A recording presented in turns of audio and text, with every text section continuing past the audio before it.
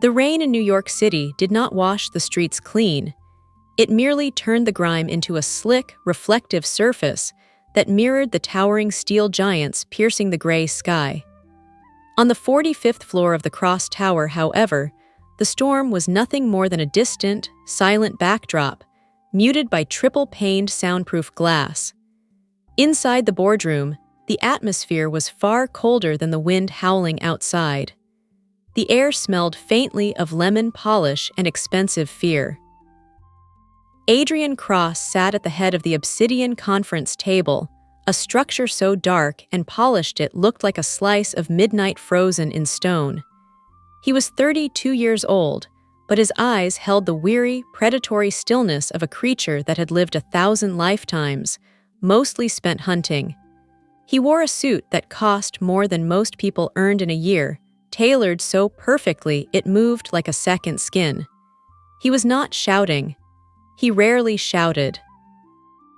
Adrian had learned long ago that true power was quiet. It was the silence before the strike that terrified men, not the roar.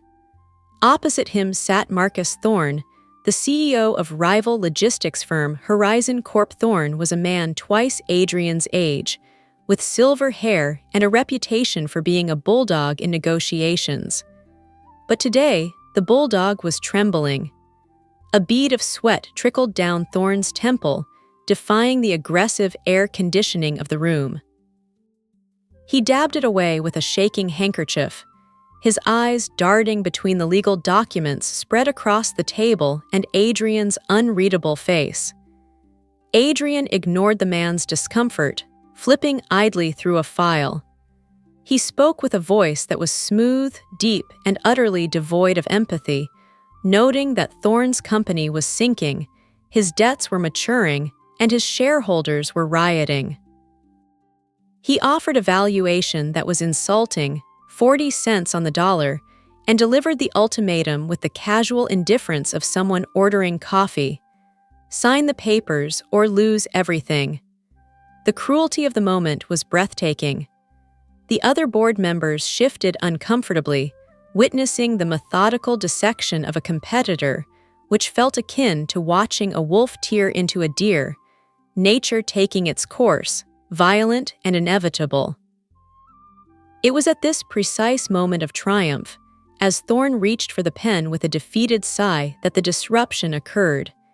It was not a loud noise, but in the pin-drop silence of the boardroom, it felt seismic. The smartphone sitting directly in front of Adrian shuddered against the hard mahogany surface. It was a low, persistent vibration, a rhythmic drilling sound caused by the device vibrating against the wood. Adrian frowned. His rules were absolute regarding silence, yet here was his own personal phone, a number known only to 5 people demanding attention. He ignored the initial tremor, focused on the kill, but the device vibrated again, and then again. It was a relentless, rapid-fire series of spasms, indicating a flood of notifications arriving one after another. The screen lit up, casting a pale, ghostly glow on Adrian's chin. He tried to maintain his focus on Thorne, who was sliding the signed papers across the table, but the text on the screen caught his eye. The banking app was flashing with a red alert. Adrian's heart, usually a steady drum of discipline, skipped a beat. A cold spike of adrenaline shot through his veins. He reached out, his movements slow and deliberate, and turned the phone over. The boardroom went still. Thorne stopped moving. The executives held their breath, recognizing the look on Adrian's face. It wasn't anger, it was a terrifying clarity. He unlocked the screen to see the details. Transaction approved. Merchant, City General Wholesale Depot, location, East District Industrial Zone. Amount, $50,000. Adrian stared at the number. The commas and zeros seemed to mock him. To a man of his wealth, $50,000 was negligible, the price of a dinner party or a flight to Tokyo. But it wasn't the amount that made his blood run cold, it was the source. The Black Centurion card. the spare card he had impulsively handed to a beggar woman just 6 hours ago. The memory hit him with the force of a physical blow. The rain, the woman's hollow cheeks, her trembling hands, and the way she had clutched her son. He had given it to her as a test, a twisted experiment to see if humanity still had a spark of honesty. He had expected a few $100s for food or a motel, but $50,000 in a single swipe at a wholesale depot. The conclusion was instant and cynical. She was reselling. She was buying electronics or cigarettes in bulk to fence on the black market. He had been played. The great Adrian Cross had been hustled by a woman with sad eyes and a rehearsed sob story. Thorne's voice broke the trance, asking if everything was all right. Adrian looked up, and for a second he didn't recognize the room. The victory he had just won felt hollow, overshadowed by the stinging humiliation of being wrong. He stood up abruptly, the legs of his heavy leather chair scraping violently against the floor, a screeching sound that made everyone flinch. He ordered them to get out. When Thorne hesitated, confused, Adrian slammed his hand down on the table, the heavy impact sending papers fluttering to the floor. He roared at them to leave, his voice shattering the professional veneer he had maintained for years. The room scrambled. Executives grabbed their laptops and fled, terrified by the sudden shift in the billionaire's demeanor. Within 30 seconds, Adrian was alone. He walked to the floor-to-ceiling window, looking down at the city below. The cars were tiny specks of light moving through the veins of the city. Somewhere down there, in the filth and the rain, she was laughing at him. She was spending his money, probably surrounded by a gang, celebrating the fool she had tricked. He looked at his reflection in the glass. He didn't see the successful CEO. He saw the naive boy he used to be, the boy who wanted to believe people were good. He hated that boy. He had spent 20 years killing that part of himself to become Adrian Cross. He whispered to the glass that if she wanted to play games, he would play. He raised the phone to his ear and dialed his head of security. He ordered his car and the tracking unit. He was going to the East District personally. He didn't care about the danger. He had a debt to collect. Adrian is 100% sure she is a thief. He believes the math is simple, poor plus money equals greed. But ask yourself this, if you were drowning and someone threw you a rope made of gold, would you save yourself, or would you try to save everyone else in the water? Adrian is about to descend into the darkest part of the city to find his answer. And what he finds in the shadows will bring him to his knees. If you want to know the truth, hit that subscribe button right now, because this story is about to take a turn you will never see coming. The narrative of this betrayal did not begin in the climate-controlled boardroom of the Cross Tower. It began exactly 6 hours earlier, down in the weeping, gray arteries of the city's financial district. The rain had been falling with a miserable persistence all day, a cold drizzle that soaked through wool coats and chilled the bones of anyone foolish enough to be outside. At 3 in the afternoon, Adrian Cross had undergone a transformation. He had dismissed his security detail, locked his Italian leather shoes in a safe, and stripped off his tailored suit. In its place, he donned a faded, oversized hoodie that smelled of stale tobacco, a prop from a previous life, and a pair of jeans that were frayed at the hems. He rubbed a layer of grease and dirt onto his jawline to obscure his recognizable features and messed up his perfectly styled hair. When he looked in the mirror, the billionaire vanished. In his place stood a nobody, a ghost of the streets, just another face in the crowd struggling to survive the crushing weight of the city. Adrian called these excursions audits. He didn't trust board reports or market analytics to tell him the truth about the world. He believed that to truly understand the economy, one had to see where it broke. But there was a darker reason for these outings. Adrian carried a deep, festering cynicism about human nature. He believed that morality was a luxury afforded only to those with full bellies. He believed that if you pushed a person hard enough, if you starved them and froze them, they would eventually snap and bite the hand that fed them. Today, he was looking for proof.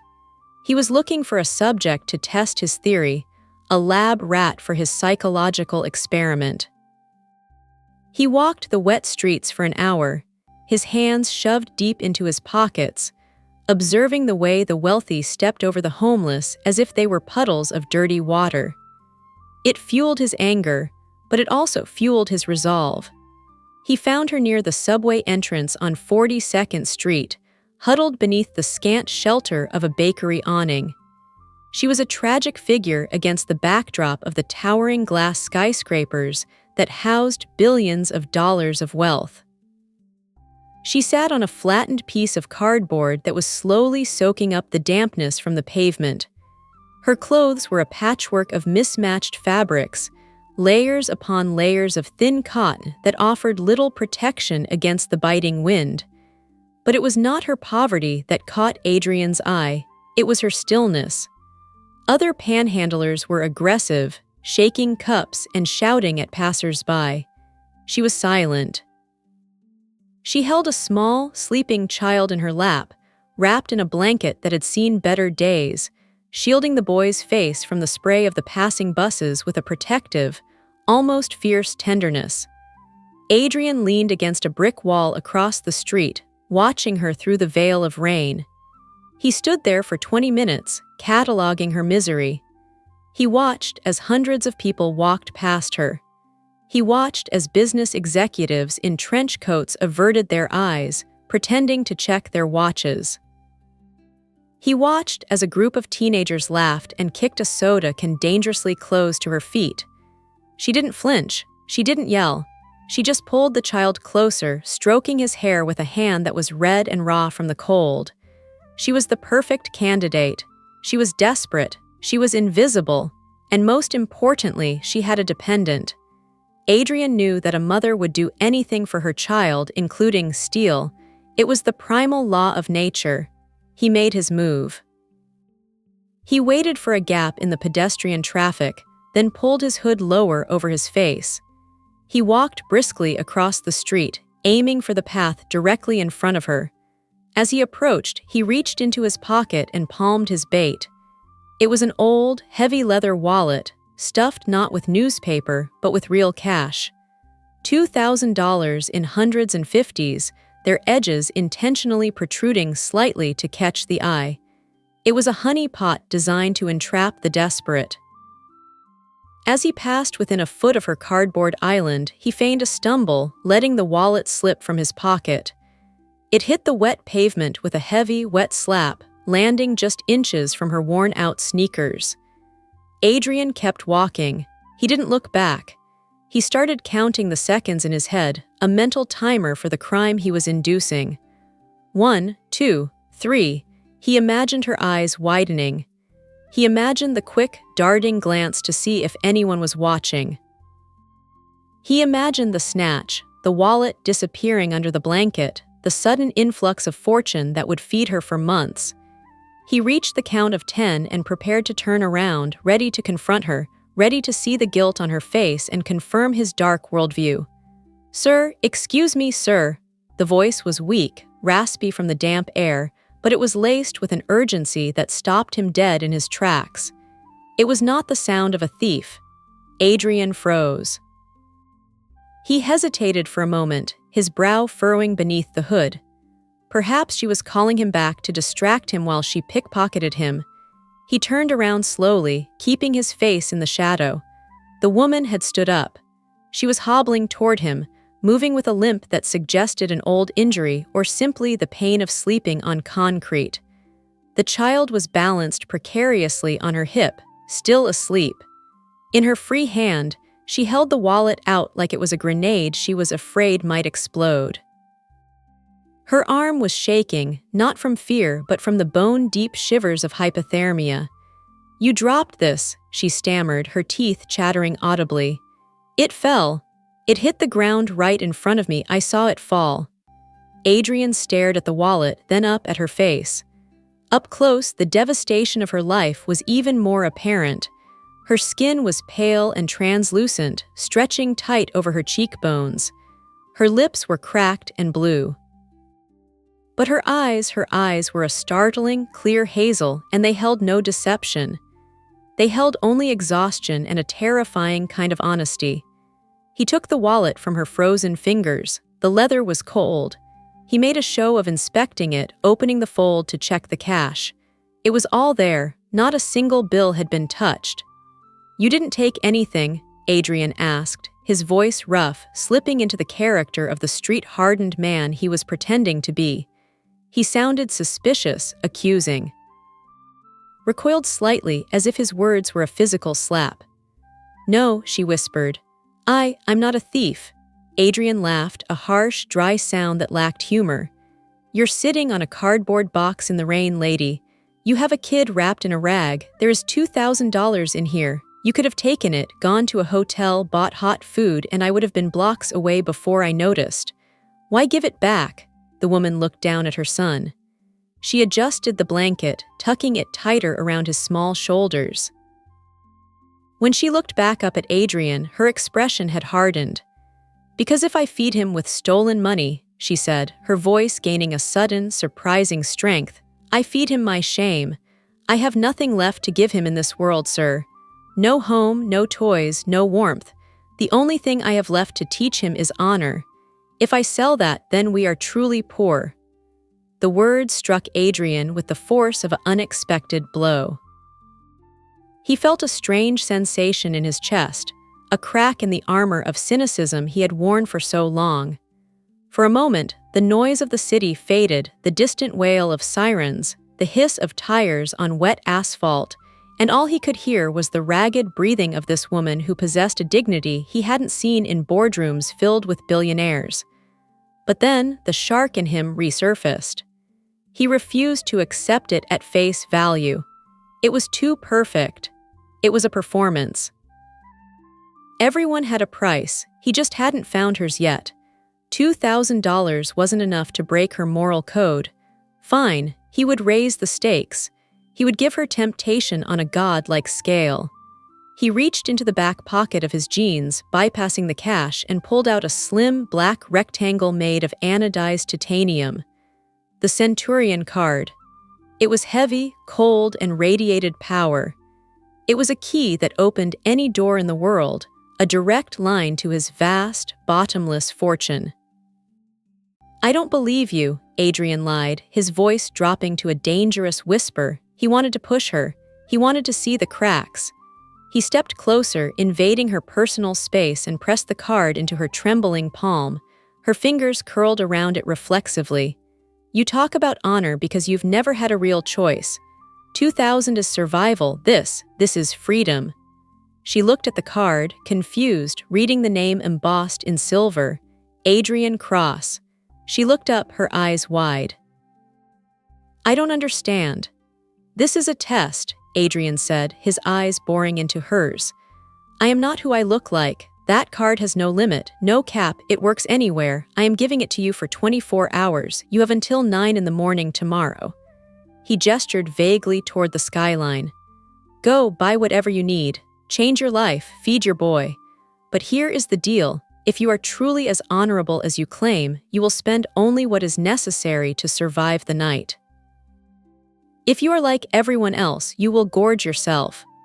The woman stood frozen, the raindrops dripping from her nose, staring at the black metal as if it were an alien artifact. She opened her mouth to speak, perhaps to refuse, perhaps to ask if he was crazy, but Adrian didn't give her the chance. "Meet me at the Cross Tower at 9 a.m., he commanded, stepping back into the flow of pedestrians. "Don't disappoint me." He turned and walked away, disappearing into the gray mist of the afternoon. He didn't look back to see her reaction. He wanted the variable to remain uncontrolled. He left her there on the street corner, holding the power of a king in her frozen hands. As he walked back toward the location where his driver was waiting with his dry clothes, Adrian felt a grim sense of satisfaction. He had set the trap. He was certain that by tomorrow morning, the card would be maxed out on jewelry, cars, or drugs. He was certain she would fail. Now, sitting in his limousine 6 hours later, racing toward the East District, Adrian stared at the transaction alert on his phone. $50,000. The grim satisfaction had turned into a burning rage. She hadn't just failed the test, she had obliterated it. She had proven him right in the most expensive way possible. And now, the wolf was coming to collect his due. The interior of the armored limousine was a sanctuary of silence, insulated from the chaos of the storm by layers of reinforced steel and acoustic glass. Yet, for Adrian Cross, the silence was not calming, it was suffocating. He sat in the rear passenger seat, the supple black leather cool against his back, but his blood was boiling with a heat that no climate control system could mitigate. Outside, the rain had escalated into a torrential downpour, hammering against the tinted windows like 1,000 tiny fists demanding entry. The city lights smeared into long, distorted streaks of neon as the vehicle cut through the traffic, moving with the heavy, unstoppable momentum of a shark in deep water. Adrian held his phone in a grip so tight that the blood had drained from his knuckles, leaving them bone white. He was not looking at the road. He was staring at the glowing screen, scrolling through the itemized list of the transaction that had shattered his worldview. He had expected to see the predictable vices of the newly wealthy. He had anticipated a charge at a Diamond District jeweler, a 5-star hotel suite in Manhattan, or perhaps a luxury car dealership. Those were the purchases of the greedy, the impulsive desires of someone who had never tasted power. The digital receipt scrolling beneath his thumb painted a different, more confusing picture, one that Adrian's cynical mind quickly twisted to fit the narrative of betrayal he had already constructed. The transaction for $50,000 was not a single, gluttonous purchase. It was a bulk order from City General Wholesale. The list was exhaustive and industrial. 200 wool blankets, 50 portable kerosene heaters, pallets of canned soup, sacks of rice, and gallons of cooking oil. Industrial-sized cleaning supplies. To the untrained eye, it might have looked like someone stocking up for a natural disaster. But to Adrian, a man who understood the dark underbelly of commerce better than anyone, it looked like something else entirely: black market inventory. He let out a short, bitter exhale that fogged up the window glass for a fleeting second. She was not just a thief, he realized with a darkening scowl. She was an entrepreneur. In his mind, the puzzle pieces snapped together with a satisfying, albeit infuriating, precision. She wasn't buying these things to use them. No single mother, no matter how destitute, needed 200 blankets or 50 heaters. She was buying low-cost, high-demand goods in massive bulk to resell them on the street for a profit. She was laundering his money, turning his credit line into untraceable cash that she could hide under a mattress. It was smart. It was calculated. And it was exactly the kind of manipulative, survivalist behavior he despised because it mirrored the ruthlessness of the business world he ruled. He had given her a chance to lift herself out of poverty with dignity, and she had immediately turned it into a criminal enterprise. "Driver," Adrian's voice was calm, but it carried an edge of steel that cut through the low hum of the engine. "Ignore the office. I want you to track the GPS chip embedded in the black card. Take me to the current location." Immediately, the driver, a stoic man named Marcus who had served as Adrian's head of security for a decade, nodded once, his eyes flicking to the rearview mirror. He tapped the console, bringing up the tracking interface. A red dot pulsed on the map, far away from the grid of the financial district. "Sir, the signal is stationary, but it is coming from the East District. Specifically, the old industrial zone near the docks. It is not a safe area, especially after dark." I don't care if it is in the middle of a war zone, Adrian replied, leaning forward, his eyes fixed on the pulsing red dot that represented his stolen trust. She is spending my money. I intend to see exactly what she is building with it. As the limousine glided away from the gleaming skyscrapers and manicured avenues of the city's center, the landscape began to decompose. The smooth asphalt gave way to potholed roads that made the luxury suspension work overtime to keep the ride level. The bright, inviting lights of high-end boutiques faded, replaced by the sickly yellow glow of flickering street lamps and the jagged silhouettes of boarded-up storefronts. The scenery outside became grim, a landscape of urban decay where shadows seemed to stretch longer and darker. Adrian watched it all with disdain. He hated this part of the city. It smelled of wet rust and abandonment. It reminded him of a past he had worked very hard to bury, a past where he, too, had known the bite of hunger and the shame of wearing shoes with holes in the soles. But he had clawed his way out through discipline, not by stealing from the hands that offered him aid. A soft electronic chime from his phone broke the silence, softer this time, but just as damning as the first.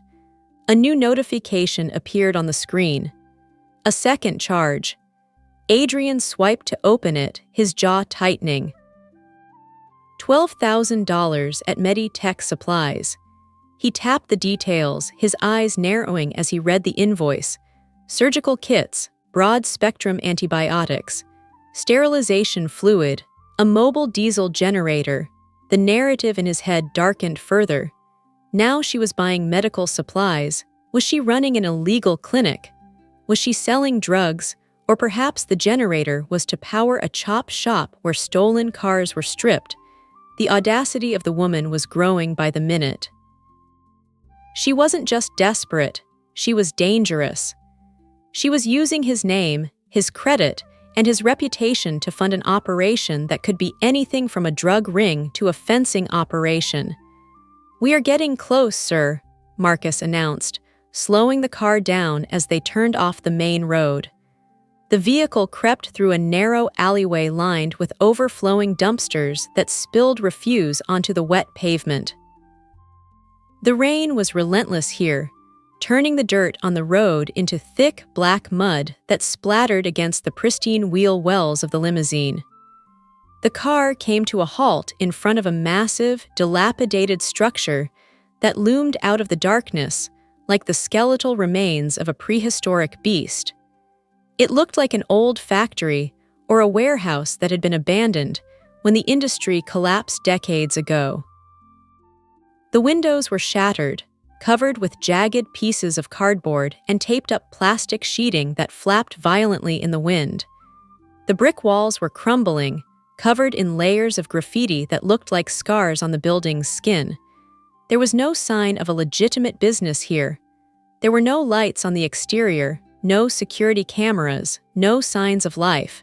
Just a dark, gaping maw of a doorway that looked like it swallowed hope for a living. Adrian stared at the building through the rain-streaked glass. This was it. This was where his money had gone.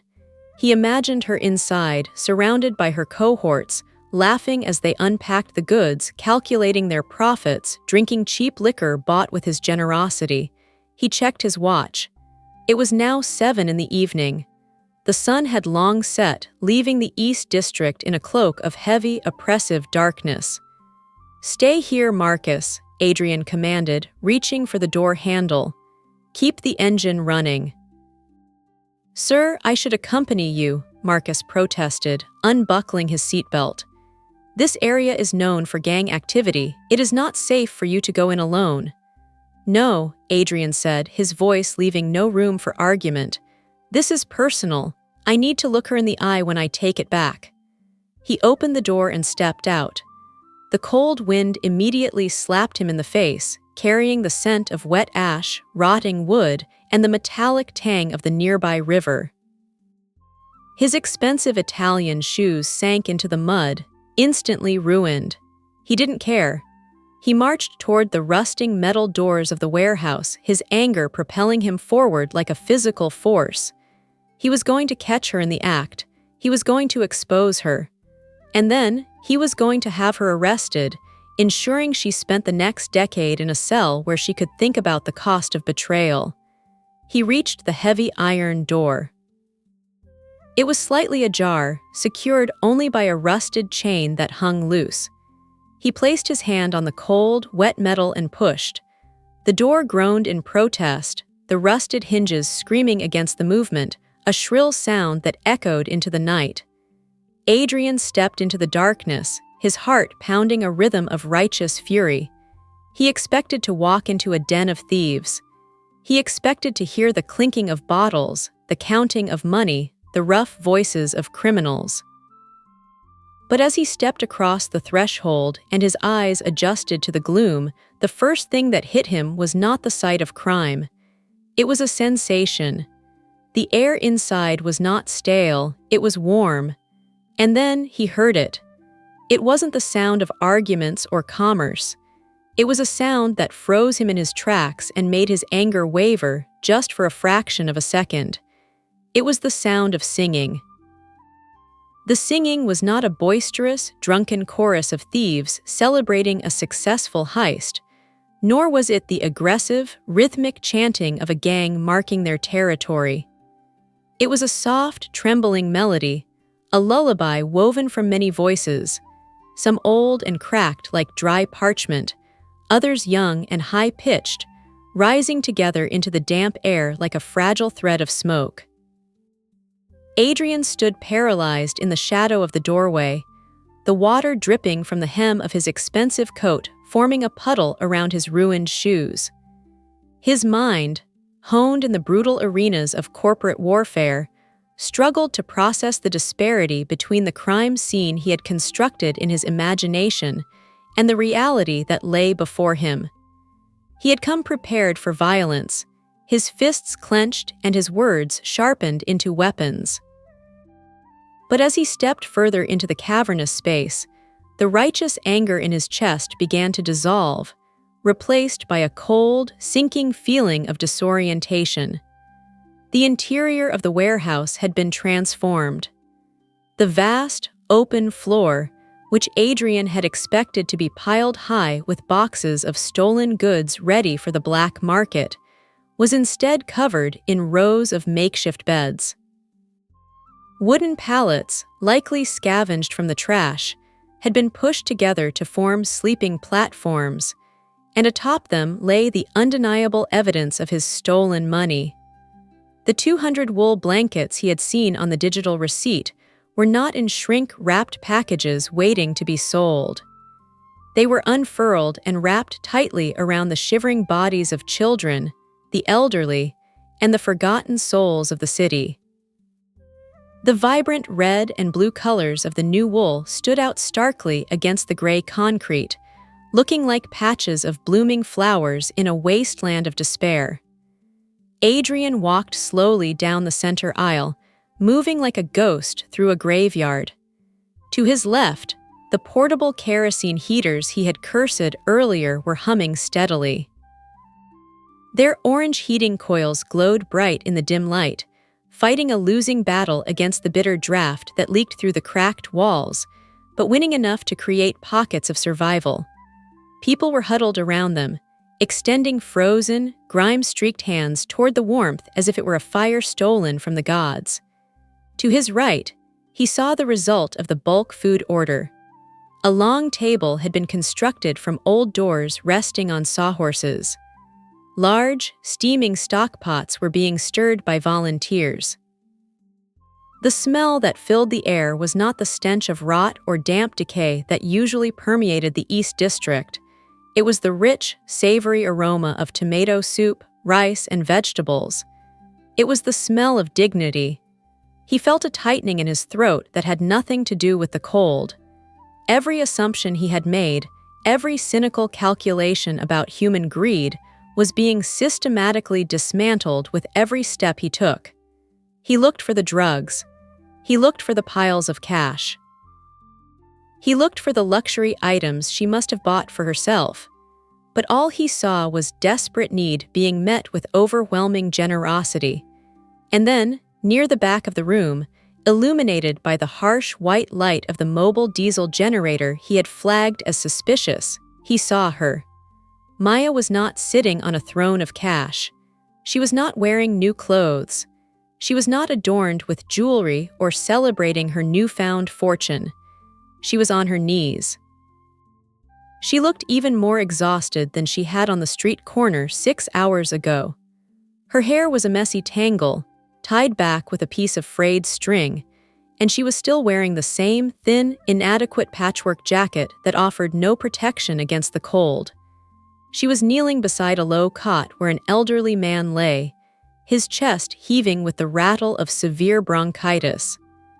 Adrian watched, hidden by the thick shadows of a support pillar, as she opened one of the medical kits she had purchased from Meditech. With gentle, practiced hands that were shaking from fatigue, she removed a nebulizer mask and connected it to the small portable machine powered by the generator. She placed the mask over the old man's face, murmuring soft words of comfort that Adrian couldn't hear but could feel. The antibiotics and sterilization fluid he had imagined were for an illegal clinic were being used right here, right now, to save a life that society had already discarded. She stood up, wiping sweat from her forehead with the back of her dirty hand, and immediately moved to the next person, a young girl with a festering wound on her leg. Maya didn't look like a woman who had just spent $62,000. She looked like a woman who was carrying the weight of the world on her shoulders, moving with a frantic, desperate energy, as if she knew the clock was ticking and this miracle would end the moment the sun rose. Adrian felt the floor beneath him sway, though the building was still. He had judged her based on the arithmetic of the wealthy, where money was for acquisition, for status, for power. He had forgotten the arithmetic of the poor, where money was simply the difference between life and death. He had come here to arrest a thief, but as he looked around at the 100 souls finding comfort in the warmth he had unknowingly provided, the realization hit him with the force of a physical blow. The only thief in the room was him. He had tried to steal her dignity with his arrogant test, and she had used his arrogance to build a sanctuary. He stepped out from behind the pillar. His heavy footsteps echoed on the concrete floor, a sharp, authoritative sound that cut through the soft murmur of the room. The singing stopped abruptly. The conversation at the soup line died. Heads turned. Hundreds of eyes widened in fear. They saw a man in a soaking wet cashmere coat, a man who radiated power and danger. They didn't see a benefactor, they saw a threat.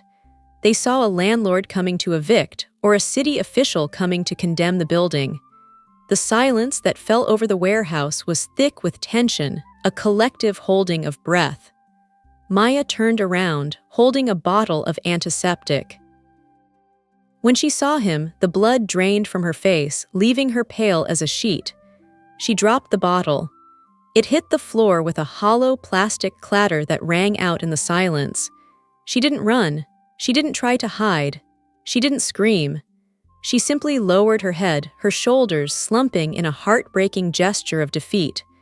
She walked toward him, threading her way through the maze of cots and blankets, stopping a few feet away. She looked small, terrified, yet strangely defiant, like a bird standing its ground against a hawk. I can explain," she whispered, her voice shaking but audible in the terrified silence of the room.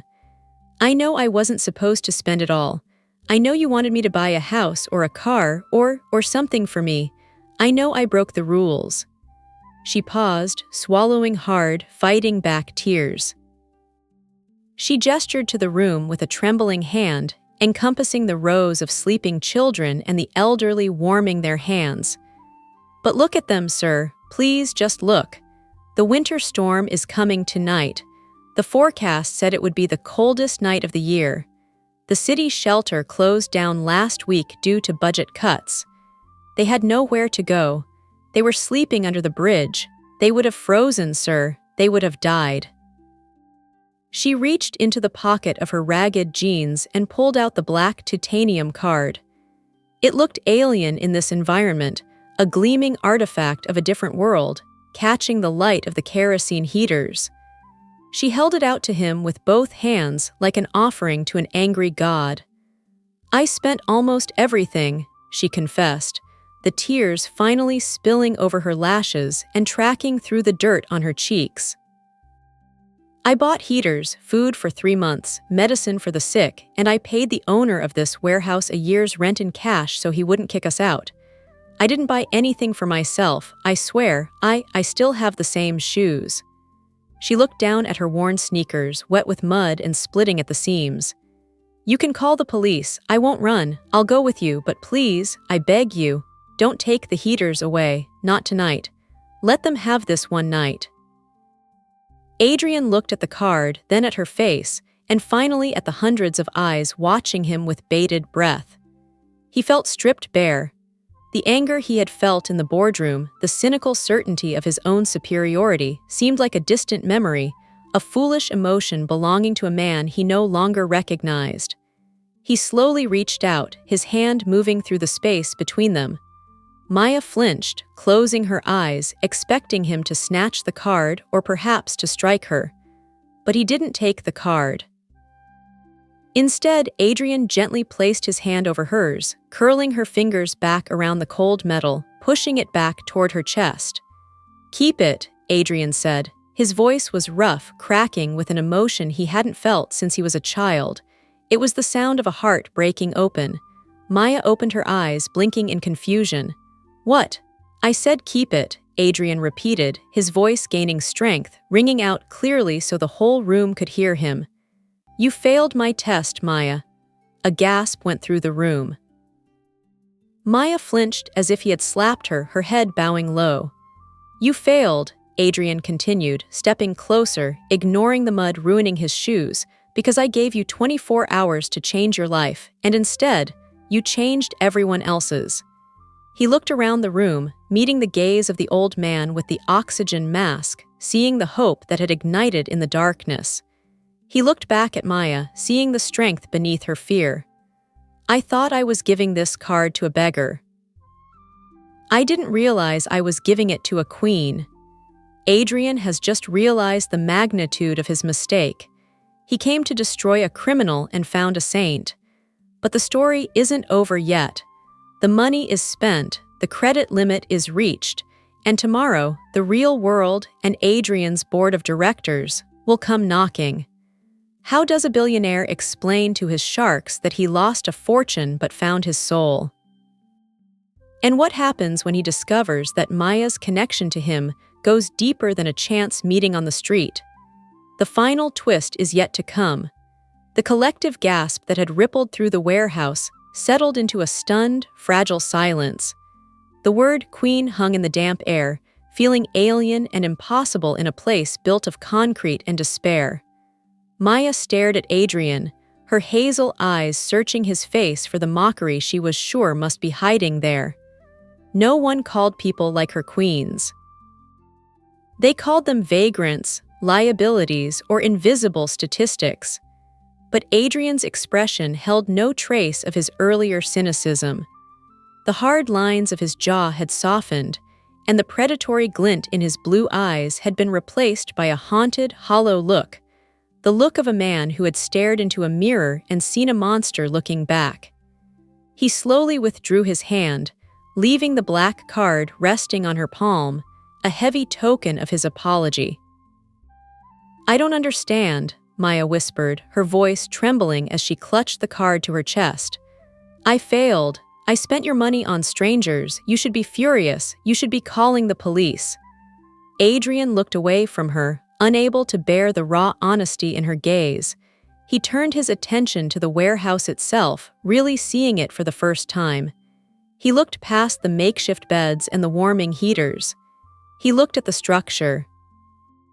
He traced the lines of the rusted iron girders overhead, the spiderweb cracks running down the load-bearing walls, and the faded industrial numbers painted on the brickwork near the entrance. Sector 4, Unit B, a cold sensation, far more chilling than the winter wind, began to crawl up his spine. The location gnawed at the back of his mind, a piece of data from his business life trying to force its way into this emotional reality. East District, Sector 4. Unit B. He knew this address. He didn't know it from a charity gala or a shelter donation list. He knew it from a demolition contract he had signed 3 days ago. The realization hit him with the force of a physical blow, staggering him slightly. This wasn't just a random abandoned building. This was property of Cross Industries. It was the future site of the Meridian, a luxury high-rise condo project designed to gentrify the waterfront. And the demolition crews were scheduled to arrive at 6 in the morning. "Maya," Adrian said, his voice dropping to a horrified whisper. You said you paid the rent for a year. Who did you pay?" Maya blinked, confused by the sudden shift in his tone. "The caretaker," she answered, pointing toward a small, glass-walled office suspended above the factory floor. "Mr. Henderson. He said the owner was selling the place, that we had to be out by tomorrow morning or the bulldozers would bury us.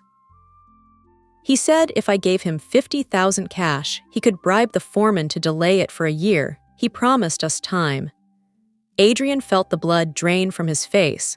There was no bribe, there was no delay. Mr. Henderson, whoever he was, had taken the cash and fled, leaving these people to be crushed by the machinery of Adrian's own ambition. He looked at his watch. It was nearing 8 in the evening. In 10 hours, the heavy equipment would roll down that alleyway. The irony was a poisonous taste in his mouth. He had given her a card to save herself. She had used it to buy warmth for a single night, and he, the great benefactor, was the one who had signed the order to destroy them all in the morning. "He lied to you," Adrian choked out, the words tasting like ash. "There is no delay. The demolition isn't happening next year, Maya. It's happening at dawn." The color vanished from Maya's face. The hope that had just begun to bloom in her eyes withered instantly, replaced by a terror so absolute it was painful to witness. She dropped the card. It hit the concrete with a sharp, metallic ring that sounded like a death knell. "No," she gasped, stepping back. "No, he promised. I paid him. I saved us. You. How do you know?" Adrian stepped forward, grabbing her by the shoulders, not in anger, but in desperation. "I know because I own this building," he confessed, his voice rising, cracking under the weight of his guilt. "I am Adrian Cross. I signed the order. I am the one sending the bulldozers." The revelation swept through the room like a shockwave. The people who had been warming their hands by the heaters froze. The murmurs of gratitude turned into gasps of betrayal. Maya looked at him as if he had transformed into a demon. She pulled away from his grip, stumbling back against the cot where the old man lay. "You." She whispered, the word laced with horror. "You gave us the money to buy blankets. For a funeral, you came here to watch us die." "No," Adrian shouted, the sound echoing off the high metal ceiling. "I didn't know, I swear to you, I didn't know anyone was living here. To me, this was just an asset, a line on a spreadsheet." "A line on a spreadsheet," Maya repeated, her voice dripping with bitterness. She gestured wildly at the sleeping children, the mothers, the sick. "Is that what my son is to you?" "A rounding error. Is that what we are?" She grabbed the lapels of his expensive coat, her fear turning into a mother's fury. "You look at me, you look at him." She pointed to a small boy sleeping on a pile of coats near the heater. He was pale, his breathing shallow, clutching a worn-out teddy bear. "That is Leo. He is 4 years old. He has never slept in a warm bed until tonight. And you signed a paper to crush him while he sleeps." Adrian looked at the boy, Leo. The name struck him. He looked at the child's face, the dark hair, the shape of the jaw. A strange, vibrating sense of familiarity washed over him, a déjà vu that made his head spin. He looked back at Maya, really looking at her features, the hazel eyes, the curve of her nose. Why did she look so familiar? Why did seeing her in pain feel like a memory he had suppressed for decades? "I can stop it," Adrian said, his voice frantic.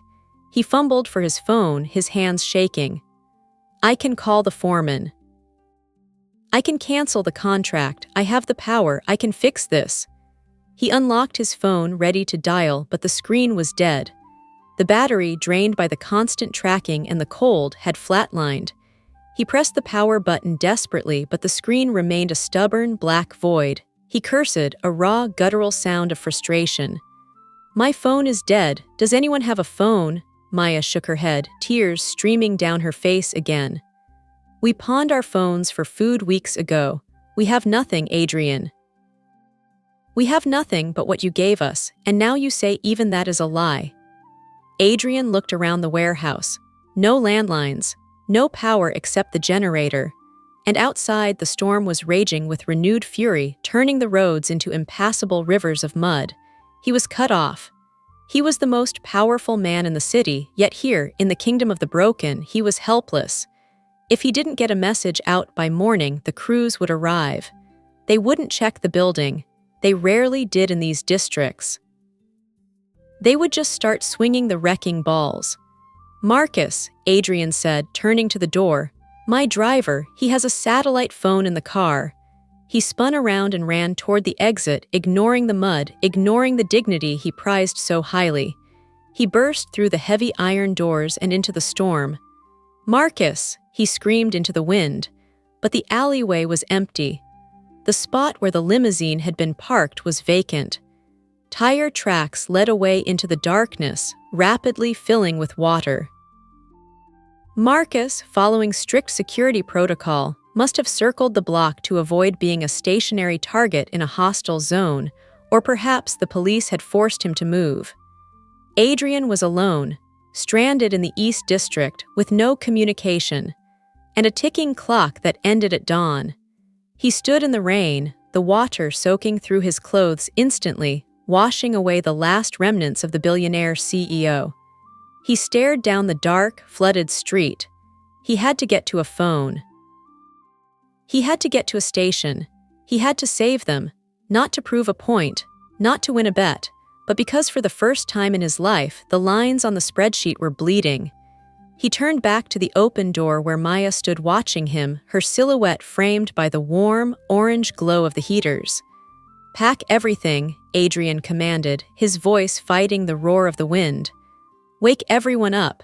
We aren't waiting for the bulldozers, and we aren't waiting for a miracle. He stepped back inside, wiping the rain from his eyes. I'm going to get us out of here, but first, I need to know why you trusted me back on the street. You looked at me like you knew me. Maya stared at him, the silence stretching thin. She took a deep breath, and the secret she had been holding since she saw his face under the hood finally spilled out. I didn't trust you because you looked kind, Adrian, she said softly. I trusted you because you have the same eyes as your brother. Adrian froze. The world seemed to stop spinning. The breath left his lungs in a rush. My brother, Julian, Maya whispered the name like a ghost. He died in the orphanage 20 years ago, the bed next to mine. He used to tell me about his big brother who ran away to get rich, who promised to come back for him. She looked at Adrian with a mixture of pity and accusation. He waited every day by the window. You never came. The past has a way of burying us, but it never truly stays dead. Adrian didn't just find a random shelter. He found the graveyard of his broken promises. Maya knew his brother. She held the hand of the sibling Adrian abandoned to chase his fortune. Now, trapped in the storm with the demolition crews coming, Adrian isn't just fighting to save strangers. He is fighting to save the only family he has left.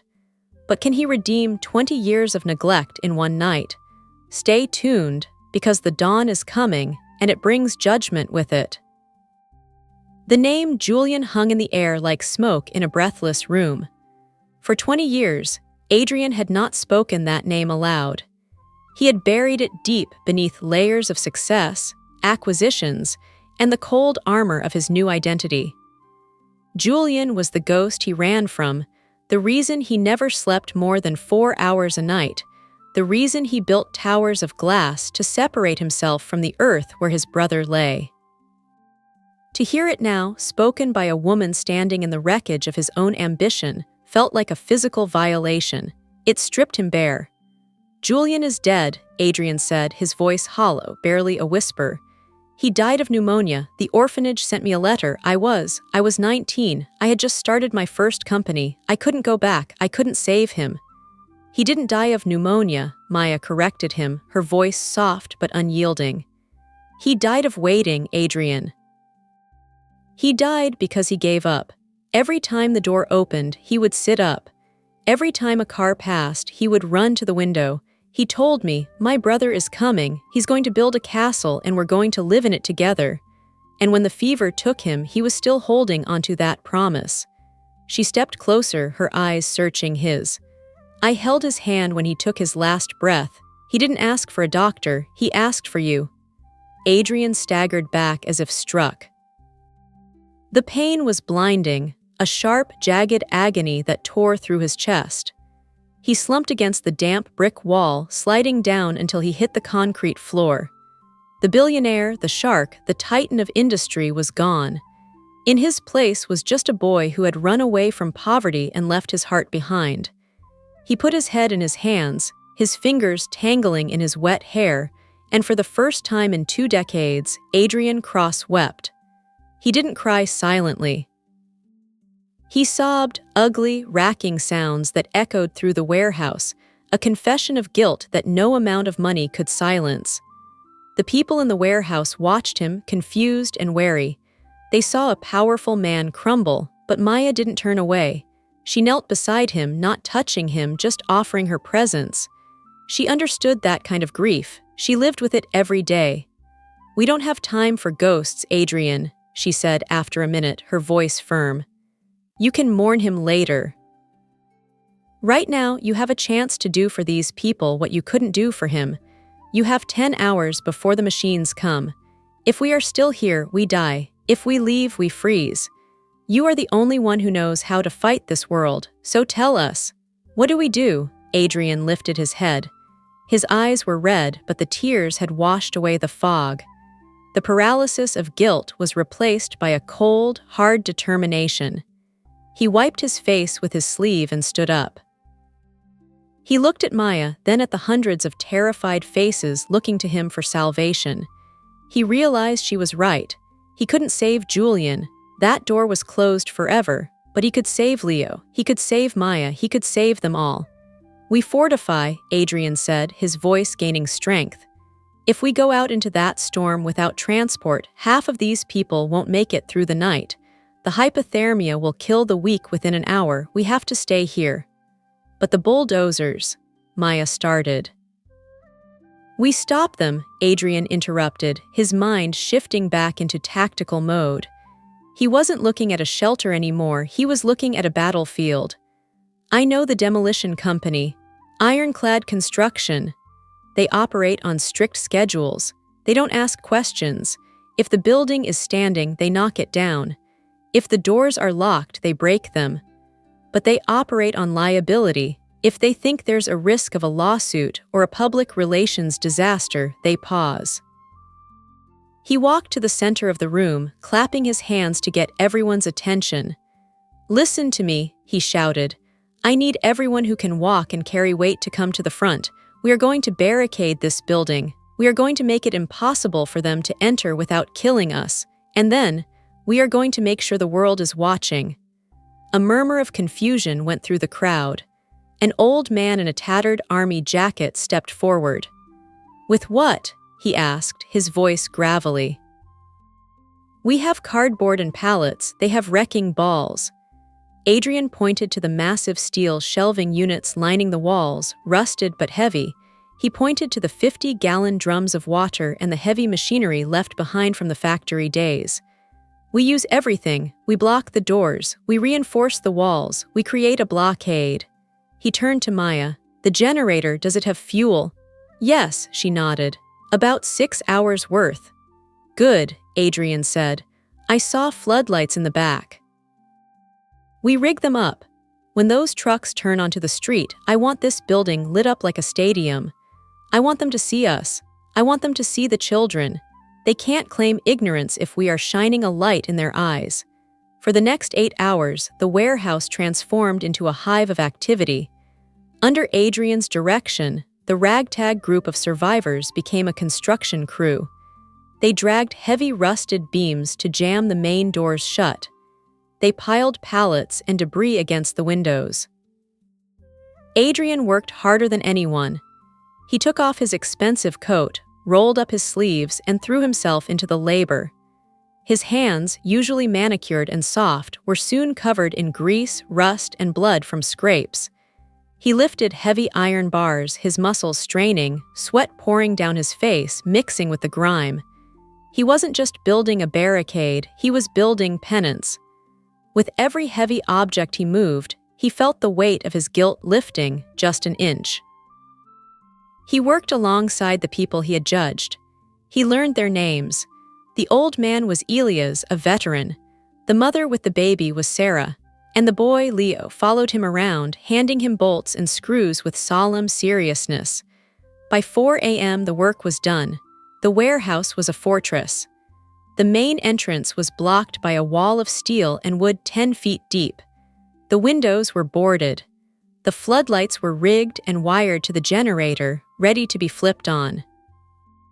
The exhausted group collapsed onto their makeshift beds, their bodies aching but their eyes alive with a strange, fierce hope. They weren't just victims anymore, they were defenders. Adrian sat on a crate near the entrance, watching the door. His body was screaming in protest, unused to such physical punishment, but his mind was sharp. He checked his watch. 2 hours. Maya came over and sat beside him, handing him a cup of the tomato soup. It was lukewarm, but to Adrian it tasted better than the $1,000 dinners he was used to. "You worked hard," she said quietly. "Julian would have been proud." Adrian took a sip, looking at the dark steel of the barricade. "I don't know about that," he said softly. "I built an empire on the idea that weakness should be crushed. Tonight, I realized that I've been the weak one all along. You didn't need my money, Maya. You needed my voice, and I used it to silence you." "You're here now," Maya said, resting her hand on his arm. "That's what matters, but Adrian, what happens when they come? Even with the lights, even with the blockade, if they have orders, will they stop?" Adrian looked at her, and for the first time he didn't have a confident answer. He knew the foreman of Ironclad. He was a brute named Miller who got paid bonuses for finishing early. He wasn't the type to care about protesters. "I don't know," Adrian admitted terrifyingly. "But I do know this. I am not leaving. I am going to stand right in front of that door. If they want to knock this building down, they have to go through the owner to do it." Suddenly, a low rumble vibrated through the floor. It wasn't the generator. It was deeper, heavier, a rhythmic thrumming that grew louder with every second. Dust fell from the ceiling rafters. The water in the puddles on the floor began to ripple. Adrian stood up, his cup falling to the ground. The soup spilled like blood on the concrete. "They're early," he whispered. The sound of heavy diesel engines roared outside, cutting through the storm. The screech of air brakes hissed like snakes. Bright, harsh yellow lights swept across the boarded-up windows, piercing the cracks in the barricade. The demolition crew had arrived, and they hadn't come to talk. The enemy is at the gates. The sun hasn't even risen, and the monsters of industry are already growling at the door. Adrian Cross is about to face the machine he helped build. He has no phone, no lawyers, and no backup, just a wall of junk and a heart full of regret. Can a billionaire stop a bulldozer with his bare hands, or is this the moment where the story ends in rubble? Don't blink. The battle for the warehouse begins now. The roar of the engines outside was not just a sound, it was a physical force that shook the very foundations of the warehouse.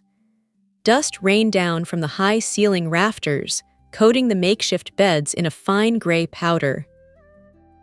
The children, startled from their sleep, began to cry, their small voices lost in the mechanical cacophony of diesel power. Adrian rushed to the center of the room, his voice cutting through the panic. "Get back," he shouted, waving his arms. Everyone moved to the rear wall, away from the entrance. Now, Maya grabbed Leo, lifting him into her arms and began herding the others. "Move, go, just like we practiced," she yelled, though her face was pale with fear. Adrian sprinted to the generator. He grabbed the heavy switch he had wired to the floodlights. "Elias," he called out to the old veteran. "Get on the ladder, tell me what you see." Elias scrambled up the rusted ladder leading to a high, broken window near the ceiling. He peered through the cracks in the boards. "It's bad, Adrian," he yelled down. 3 bulldozers, a wrecking crane, and a dozen men. They're lining up. Outside, the yellow beams of the construction vehicles sliced through the pre-dawn darkness, illuminating the rain that was still falling in sheets. A megaphone crackled to life, the feedback screeching like a wounded animal before a deep, aggressive voice boomed out. "This is ironclad construction. This is a condemned site. We have a permit to demolish this structure immediately. If anyone is inside, you have 5 minutes to vacate the premises or you will be removed by force. This is your final warning." Adrian recognized the voice.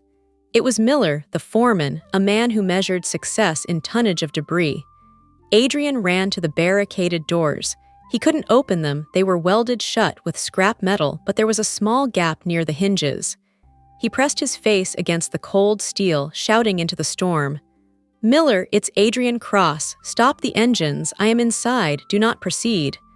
But the wind snatched his words away. The roar of the idling engines was too loud.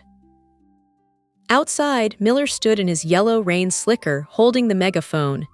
He couldn't hear the man inside. All he saw was a boarded-up building that stood between him and his bonus check. He checked his watch. It was 5:00 a.m., close enough to dawn. "Foreman," one of the workers shouted, pointing at the building. "I think I heard something." "Rats," Miller spat, waving his hand dismissively. "Or squatters. We gave the warning. Start the main dozer. Take down the front gate." Inside, the ground lurched. The massive blade of the lead bulldozer slammed into the outer wall of the warehouse. The impact was deafening. The brickwork groaned, and a spiderweb crack appeared on the wall to the left of the door. A chunk of concrete the size of a microwave fell from the ceiling, smashing into the floor just inches from where Adrian stood. "They aren't stopping," Elias screamed from the ladder. "They're ramming us." Adrian looked around wildly. He had no phone, no way to signal them. If he didn't do something drastic, the walls would collapse on 200 people. He looked at the generator. He looked at the wiring he had rigged. It was a desperate gamble, but it was the only card he had left to play. "Turn it on," Adrian yelled. "Hit the lights." He slammed the switch. For a second, the generator sputtered, coughing black smoke. Then, with a surge of power that made the wires hum, the floodlights ignited. These weren't ordinary lights. They were high-intensity industrial lamps scavenged from the factory floor. They exploded into life, bathing the entire front of the warehouse in blinding, brilliant white light. The beams shot out through the gaps in the boards, cutting through the darkness like lasers. Outside, the bulldozer driver shielded his eyes, blinded by the sudden glare. He slammed on the brakes, the machine skidding in the mud. Miller cursed, shielding his face. "What the hell?" Inside, Adrian didn't stop there. He grabbed a heavy iron pipe. "Help me," he yelled to Elias and 2 other men. "We need to open the top vent. We need to show them." They climbed the scaffolding near the roof, straining against a rusted wheel that controlled the ventilation slats. With a groan of metal, the vents cranked open. "Now," Adrian shouted down to Maya. "Sing," Maya looked at him, confused. "What? Sing," Adrian roared, his eyes wild. "Make them hear you, louder than the engines. Sing." Maya understood. She grabbed Leo's hand. She grabbed Sarah's hand. She started to sing. It was the same lullaby from before, but this time it wasn't soft. It was a battle cry. Her voice rose, shrill and desperate. The others joined in. 200 voices, fueled by terror and defiance, screaming the melody into the night. The sound funneled up through the open vents, amplified by the acoustics of the cavernous space. It spilled out into the street, a haunting, human choir cutting through the mechanical noise. Outside, the bulldozer driver killed the engine. "Boss," he shouted over the radio. "Boss, kill the noise, listen." Miller signaled for the other machines to idle. The roar died down to a rumble, and in the sudden relative quiet, the sound washed over them. It was unmistakable. It wasn't the sound of rats, it was the sound of children singing. Miller's face went pale. "There are kids in there," he muttered. Suddenly, the front door of the warehouse rattled violently. Not from the outside, but from the inside. The barricade shook as Adrian and the men hammered against the steel plates, creating a rhythmic, metallic heartbeat. Bang, bang, bang, then a small hatch, an old mail slot that Adrian had pried open, slid back. A pair of eyes appeared in the sliver of light. Blue, furious eyes. "Miller!" Adrian's voice screamed through the slot, hoarse and commanding. "This is Adrian Cross. Turn off those engines, or I will bury you under so many lawsuits your grandchildren will be born bankrupt." Miller froze. He knew that voice. He had heard it in board meetings. He stumbled forward, slipping in the mud, and ran to the door. "Mr. Cross, get this barricade down," Adrian ordered. "Carefully, we have civilians inside. Move." The tension broke like a fever. Miller started shouting orders. "Back it up, kill the engines, get the crowbars, get the jaws, we need to open this up." Inside, the singing turned into sobbing, but this time it was relief. Maya collapsed onto a pallet, holding Leo tight. Adrian slid down the wall, his hands shaking uncontrollably. He listened as the screech of metal outside changed from destruction to rescue. The welding torches sparked, cutting through the scrap metal he had placed there hours ago.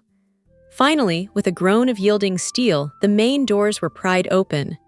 The gray light of dawn flooded into the warehouse, mixing with the artificial glare of the floodlights. The rain had stopped. Miller stood in the doorway, breathless, holding a crowbar.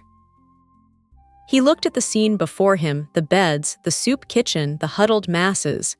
And then he looked at Adrian. The billionaire was unrecognizable. His face was smeared with grease and soot. His clothes were shredded.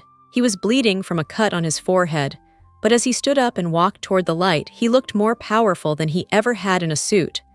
"Mr. Cross," Miller stammered. The order said vacant. We didn't know." "I know," Adrian said quietly.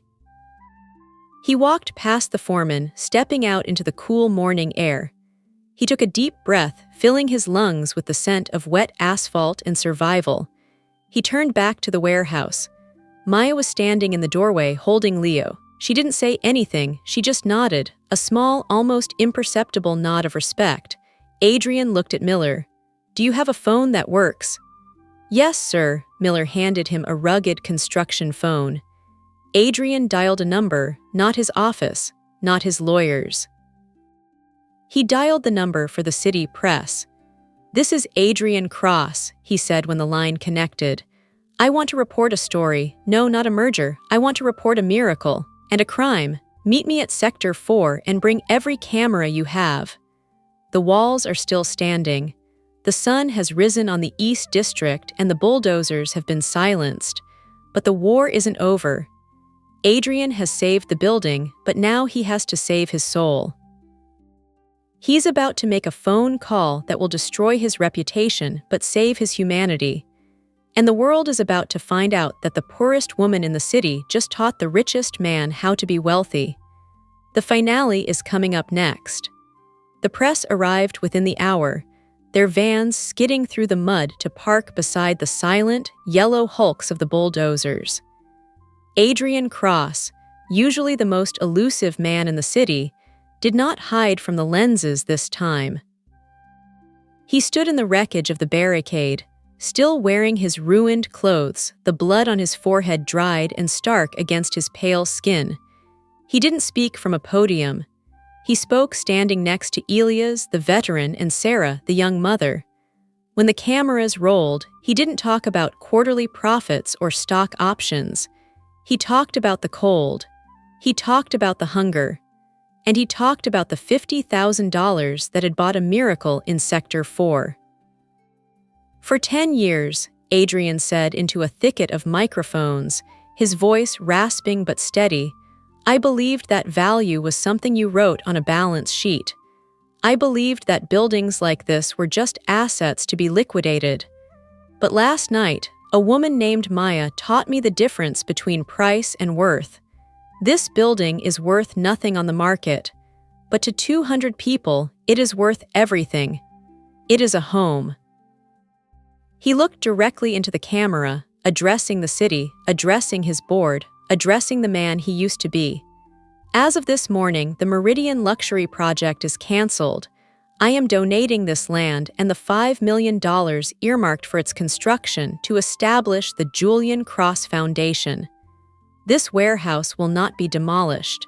It will be renovated. It will be a permanent shelter, a clinic, and a school. And it will be run by the people who saved it. The news cycle exploded. It was the kind of story that broke the cynical heart of the city and let a little light in. But as the reporters shouted questions and the flashbulbs popped, Adrian quietly slipped away from the chaos. He walked back into the warehouse, away from the noise, seeking the quiet corner where it had all begun. Maya was there. She was packing the few belongings she had, folding the blanket she had bought with his card. When she saw him approach, she stopped. She looked different in the morning light. The fear was gone, replaced by a calm, steady strength. You're leaving? Adrian asked, gesturing to her small bag. I have to, Maya said, a sad smile touching her lips. I can't stay here, Adrian. This is your world now. You have cameras, lawyers, architects coming, people like me. We tend to disappear when the lights get too bright. No, Adrian said, stepping closer. You don't disappear, not anymore. He reached into his pocket and pulled out the black titanium card. It was scratched now, scarred from the night's work, just like him. He held it out to her, but this time he didn't offer it as a test. He offered it as a key. I wasn't joking about the job, Adrian said seriously. I don't know how to run a shelter, Maya. I know how to buy companies. I know how to crush competitors, but I don't know how to make a child stop crying. I don't know how to make soup for 200 people with a hot plate. You do. You built this. I just paid for the bricks. Maya looked at the card, then at him. You want me to run the foundation. I want you to be my partner, Adrian corrected her. I want you to make sure I never forget what happened here tonight. I want you to be the voice I should have listened to 20 years ago. Maya hesitated. She looked over at Leo, who was playing with a piece of scrap wood, pretending it was a rocket ship. She looked at the walls that were still standing because she had refused to give up. Slowly, she reached out and took the card. It felt warm this time, warmed by his hand. Okay, she whispered, but on one condition. Anything, Adrian said. No more tests, she said, her eyes flashing with that fierce, protective fire he had seen on the street. And you have to eat the soup, even when it's cold. Adrian laughed. It was a genuine sound, rusty from disuse but real. Deal. He walked her to the door, where the morning sun was finally breaking through the storm clouds, painting the wet streets in shades of gold. As they stepped out, the crowd cheered, not for the billionaire, but for the woman standing beside him. Adrian watched her lift her head high, the queen of the broken, finally taking her throne. He touched the pocket of his ruined coat, feeling the absence of his wallet, the absence of his phone, the absence of all the things he thought made him powerful. He had lost $50,000 in 24 hours. He had lost a luxury condo project worth millions. He had probably lost the respect of half of Wall Street. But as he watched Leo run to his mother, safe and warm, Adrian Cross realized the simple, terrifying truth that had eluded him for a lifetime. He was finally, truly rich. And so the ledger was balanced. The billionaire gave a credit card to a poor mother, expecting to expose a thief, but instead he exposed his own heart. In the end, Maya didn't just spend the money, she invested it in the only currency that matters, hope. If this story moved you, if it reminded you that true wealth isn't what you keep, but what you give, then please share it. Let it be a reminder that sometimes the most valuable things in life are the ones we cannot buy. This has been the Billionaire's Test. Thank you for listening. And remember, the next time you pass a stranger in the rain, look closer. You might just be looking at a king in disguise.